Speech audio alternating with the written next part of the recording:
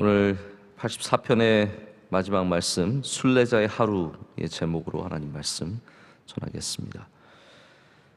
순례자의 시편, 오늘 마지막 세 번째이자 마지막 말씀입니다.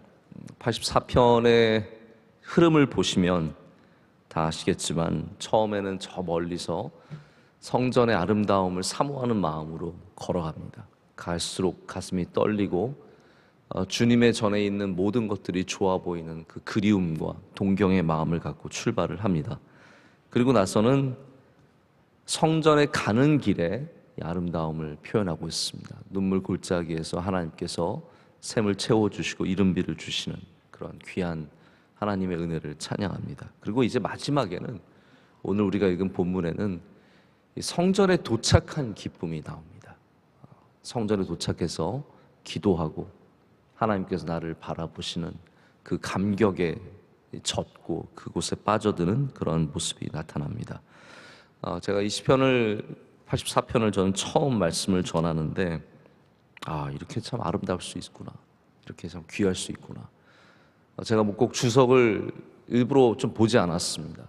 어떤 성경적인 어떤 신학적인 내용들 그런 것보다는 그냥 주신 말씀이 저에게 너무 은혜가 되어서 그냥 말씀을 묵상하는 것만으로도 참 좋았습니다. 여러분들도 이 말씀을 어떤 성경 말씀이든 우리가 바쁩니다. 너무 바빠서 성경도 이 표현이 맞는 표현인지 모르겠어요. 좀 공격적으로 읽어요. 그래서 우리가 성경을 하나님께서 우리에게 주시는 말씀으로 이렇게 천천히 받아서 먹기보다는 어쨌든 내가 오늘 먹어야 될 거 빨리 먹고 해치우는 이제 급한 시대를 살아가고 있습니다. 여러분, 우리가 너무 성경을 몇 번 읽는 것에 너무 목을 매지 마시고 잘 읽는 것을 저는 귀하다고 생각을 합니다. 물론 우리가 뭐 5번, 3번, 2번 읽는 거 너무 귀하고 좋은 거고, 그렇게 읽으면서도 충분히 다 누리시는 분들도 계시겠지만 또 그렇다고 제가 일독 안 해도 된다고 말할 수는 없잖아요. 네. 하십시오. 그러나 또 깊이 읽는 기쁨이 있으시기를 축복합니다. 여행은 발로만 하지 않습니다. 여행은 마음으로 합니다. 여행을 발로만 걷지 않습니다. 여행은 마음으로도 함께합니다. 순례자도 역시 절대로 발로만 순례하는 것이 아닙니다. 순례자는 기도하는 사람이고 마음의 순례길을 걷는 사람입니다. 그의 기도는 마침내 이렇게 하나님 앞에 설 때 바로 그 전절이 어제 읽었던 각기 하나님 앞에 서는 은혜를 얻는 것인데요, 이렇게 성전에 도착해서 하나님 앞에 서게 되고 그때 비로소 꾹꾹 참아왔던 간절히 간직했던 기도가 하나님 앞에 나옵니다. 그 기도를 하나님께서 들어주시는 거죠. 만군의 여호와께서 우리의 간절한 기도에 귀를 기울여 주시고 야곱의 하나님, 이스라엘의 하나님께서 우리의 기도에 귀를 기울여 주십니다.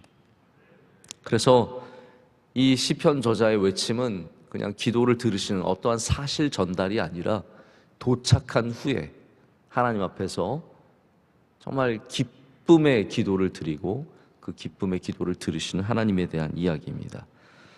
여행은 도착하는 것입니다. 뉴욕에 도착하고 파리에 도착하고 또 동경에 도착하고 아디스아바바에 도착합니다. 그러나 순례의 완성은 처음부터 끝까지 하나님과 동행하는 것에 있습니다. 하나님과 동행하는 것이고 하나님 앞에 서는 것입니다. 우리가 하나님 앞에 서기 위해서 순례를 해온 겁니다. 이 시편 저자가 이 힘든 눈물 골짜기를 지나고 많은 사람들의 조롱과 많은 사람들의 비난에도 끊임없이 발걸음을 옮겨서 성전에 도착한 것은 하나님 앞에 도착하기 위해서 한 것입니다. 그래서 그런 생각을 해봤어요. 순례는 어디에 도착을 하는 것이 아니라 누군가에게 도착을 하는 것이다. 우리가 어딘가를 향해서 가지만 그것이 어딘가가 아니라 누군가를 향해 가고 있었다라는 것이죠. 또 반대로 도착을 위한 순례를 하는 것이 아니라 만나기 위한 순례를 하는 것입니다. 이게 다시 말씀드리지만 신앙이 목적이 되고 목표가 돼버리면 마치 성경을 공격적으로 읽듯이 교회도 공격적으로 나오기 쉽습니다. 그냥 나와서 몇 번 나온 것을 채우고 개근하고 이런 거죠. 우리는 성전에 나왔지만, 다시 말씀드리지만, 하나님을 만나기 위해 나온 것입니다. 우리는 하나님 앞에 도착한 겁니다. 그냥 건물에 도착한 것이 아니라 하나님께 도착을 했다라는 겁니다. 그래서 만남의 순례가 되어야 하고 도착을 위한 순례가 되면 안 됩니다. 오늘 여러분께서도 이 새벽에 교회에 도착한 것은 하나님 앞에 서기 위해서죠. 하나님 앞에 서기 위해서. 그 감격이 있어야 기도의 감격이 있는 겁니다. 그래서 우리는 하나님 앞에서 예배하고 기도하고 찬양하고 주님의 말씀에 귀를 기울입니다. 순례길을 걸을 때 우리는 많은 말을 하지 않습니다. 왜냐하면 걷는 것이 힘들고 숨차기 때문에 말을 자제합니다. 등산하면서 많은 말을 하는 거 그거 이상한 겁니다. 등산을 하면 발걸음에 집중하게 되어 있고 한 걸음 한 걸음 올라가는 것이 얼마나 어려운지 모릅니다. 순례길도 마찬가지입니다. 우리가 하나님을 섬기면서 말을 많이 하는 건 좀 이상한 겁니다. 우리가 주님의 전에서 주님을 섬길 때 말이 많을 수가 없습니다. 이거 하기도 정말 벅차고 이거 걸어가기도 벅찬데 무슨 말을 많이 하겠습니까? 그래서 순례자의 영성을 가진 사람들은요, 말이 그렇게 많지 않습니다. 저는 가끔씩 제가 너무 말이 많은 것 같아서 하나님 앞에 정말 부끄러울 때가 있습니다. 이렇게 사람들과도 앉아서, 물론 어른들과 앉으면 제가 말하기보다는 어른들이 다 말씀을 하시죠. 그러나 또 제가 말해야 되는 위치에 가면은 또 제가 말을 많이 하면 하나님께 굉장히 부끄러울 때가 있습니다. 내가 뭘 안다고 말을 하는가. 사람에게는 우리가 말을 많이 하고 하나님에게는 말을 적게 하는 것 같아서 또 마음이 부끄러울 때가 있습니다. 오늘 우리 하나님 앞에 우리의 기도를 드리고 우리 하나님 앞에 말이 많아지는 인생이 되었으면 좋겠습니다.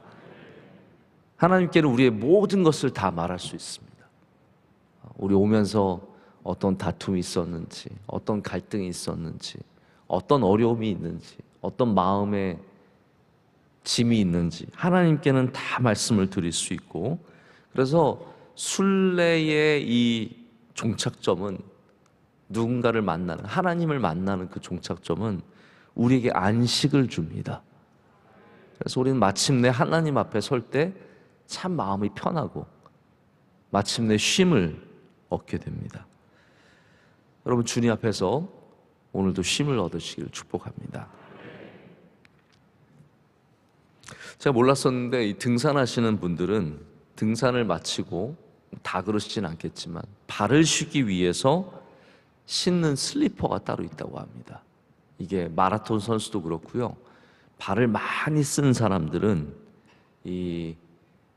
정말 신발 꽉 조였던 그 신발을 풀고 그냥 맨발로도 편하겠지만 발을 편하게 감싸주고 쉬게 해주는 슬리퍼가 있다고 합니다. 그래서 발이 충분히 쉴 수 있도록 편안함을 주는 것이죠.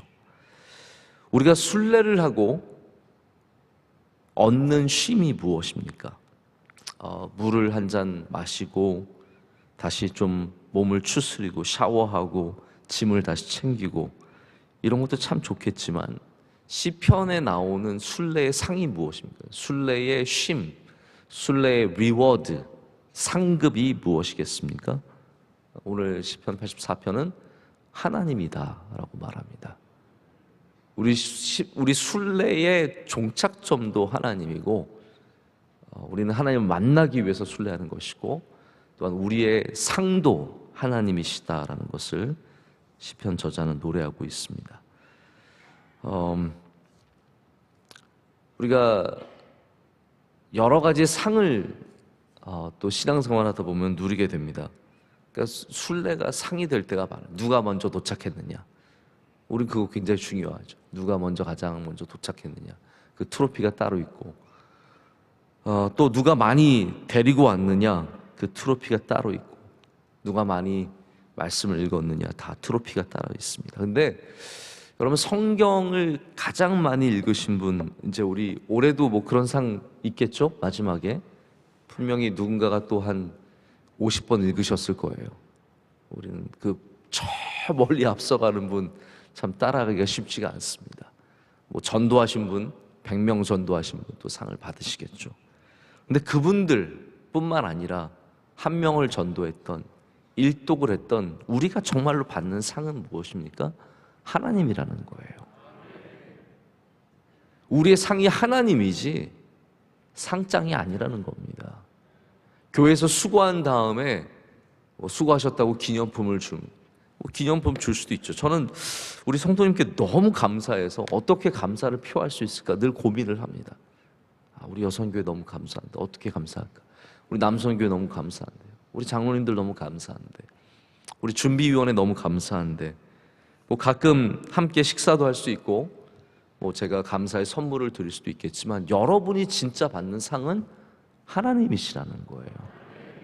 우린 그 상 때문에 순례의 길을 걸었고, 주님께 헌신했고, 수고했고, 애쓴 것이죠. 사람이 알아주고, 사람이 챙겨주고, 무엇을 받는 것은 일부에 지나지 않습니다. 또 안 받아도 괜찮진 않지만 괜찮습니다. 그런 거에 매이지 말아야 합니다. 그런 거에 시험 들지 말고, 우리는 항상 하나님이 나의 상이다, 주님이 나의 상이다, 그것을 잊지 마시는 저와 여러분 되기를 원합니다. 우리 순례의 도착과 순례의 상에 대해서 말씀을 드렸는데요, 이제 순례자에게 주신 하나님의 은혜에 대해서 좀 말씀을 생각해 보길 원합니다. 오늘 말씀은 그의 얼굴을 하나님께서 주목하신다라고 말하고 있습니다. 9절 말씀에 우리 방패이신 하나님이여 주께서 기름 부으신 자의 얼굴을 살펴보옵소서라고 말씀하고 있습니다. 하나님께서는 이렇게 주님 앞에 나온 자의 기도를 들으실 뿐만 아니라 그의 얼굴을 보십니다. 하나님은 소원 처리하시는 분이 아니십니다. 하나님은 우리의 얼굴을 바라보십니다. 그러니까 너 이 문제 뭐 이거 해결하고 다음 문제 가져와, 뭐 이거 문제 처리하고 끝나시는 하나님이 아니라 우리의 문제만 보시는 것이 아니라 우리 얼굴을 보기를 원하신다라는 거죠. 얼굴을 주목하신다라는 겁니다. 하나님은 우리 얼굴만 봐도 다 아신다는 거죠. 여러분도 자녀의 얼굴 보면 알잖아요. 얘가 거짓말하는지 안 하는지, 배가 고픈지. 제가 어저께 이제 집에 딱 들어가자마자 보니까 저희 아들이 공부를 하고 있어요. 세상에. 네. 좋아서 하는 게 아니에요. 억지로 하고 있어요. 힘들어가지고. 사기 싫은 거죠. 저도 솔직히 시키기 싫어요. 저는 공부시키기 싫어요. 그냥 놀고 싶어요. 저희 아들이랑 놀고 싶고. 우리 초등학생들 너무 안 됐어요. 초등학생이 무슨 공부를 합니까? 그냥 놀아야죠. 신나게 놀고 막 뛰어다니고 그래야지. 뭐 앉아가지고, 그 초등학교 4학년 남자애가 앉아있는 건 기적이거든요. 그거는 전 너무 마음이 아파요. 그래서 제가 들어갔더니 저희 아내가 너무 힘들게 공부를 시키고 있어서 제가 바톤 터치해서 탁, 내가 시킬게. 그래서 마침 또 영어예요. 그래서 빨리 하자 대충 하자 그래가지고 대충 하고 있는데 갑자기 저희 아들이 아빠 똥 매려 그러는 거예요. 그래서 제가 봤죠. 이게 거짓말인가 진짜인가 봤더니 진짜인 거예요. 그래서 허락하노라. 그래서 막 가서 싸고 왔어요. 시원한 표정으로 바뀌었어요. 아들의 얼굴만 봐도 그게 진짜인지 아닌지, 마음이 있는지 없는지 너무나 잘 알죠. 하나님은 우리 얼굴 보시는 것을 기뻐하십니다. 우리 얼굴 보시기를 원하시고 기뻐하시고, 얼굴을 보시면 우리가 굳이 말 다 안 해도 하나님은 다 알고 계시다는 거죠. 그것이 우리와 하나님 사이에 갖고 있는 특권입니다. 하나님의 백성이 갖고 있는 특권은 내가 뭐 다 고백해서가 아니라 그냥 주님 앞에 나와서 엎드리기만 해도 하나님께서 우리의 모든 것을 아시고 우리의 마음을 아시고, 그래 수고했다, 너 얼마나 억울했냐, 얼마나 속상했냐, 얼마나 애썼니, 하나님께서 다 아신다라는 거죠. 우리는 오늘 하나님께서 우리를 바라봐 주시는, 그래서 해와 방패가 되어 주시는, 여러분 이 의미가 얼마나 깊겠습니까? 해가 되어 주시고 방패가 되어 주시는 그런 은혜를 누리기를 간절히 원합니다. 마지막으로 순례자는 그 성전에서의 하루를 정말로 기쁘게 보냅니다. 이제 도착을 했어요. 먼 길을 걸어가지고 힘들게 성전에 도착했는데 그 다음에 뭐라고 합니까? 나 이 날이 너무 좋은 거예요. 오늘 순례자의 하루, 이 하루가 너무 귀하니까 뭐라고 얘기합니까?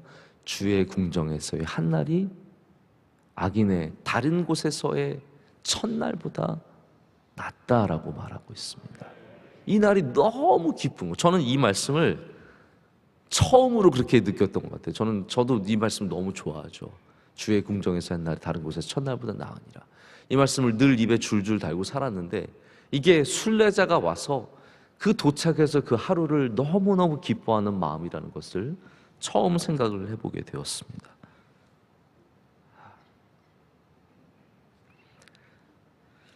악인의 장막에 사는 것보다 성전의 문지기로 있는 것이 낫다라고 노래하고 있습니다. 악인의 장막에 손님이 되어서, 이스라엘 전통은 누군가의 집에 손님이 되면 대접을 받고 편하게 지내고 맛있는 거 먹고 그러고 가는 겁니다. 하지만 악인의 장막에서 내가 아무리 편하게 지내고 사람들이 대접해주고, 그것보다 차라리 성전의 문지기, 이거 좋은 거 아닙니다. 문지기는 결코 좋은 그러한 영광을 받는 그런 자리가 아니지 않습니까? 그러나 그것이 훨씬 더 힘들어도 어려워도 그게보다 훨씬 더 낫다라고 노래하고 있습니다. 자, 그래서 이 부분을 말씀을 드리고 싶었던 거예요. 순례는 어떤 면에서 우리가 선택을 하는 겁니다. 뭘 선택하는 거냐면 주의 궁정에서의 하루를 선택하든지 아니면 다른 곳에서의 첫날을 선택하든지입니다. 성전을 향해 걸어갈 것인가?